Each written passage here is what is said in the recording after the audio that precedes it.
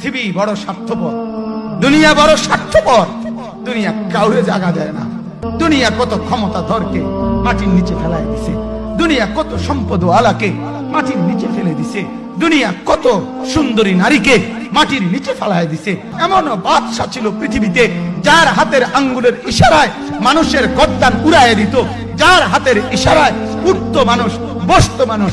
আজ বাদশারা নাই, আজ সম্পদওয়ালারা নাই, আজ মালওয়ালারা নাই। দুনিয়া কাউরে থাকতে দেয় না, কাউরে না দোস্ত, কাউরে দেয় না।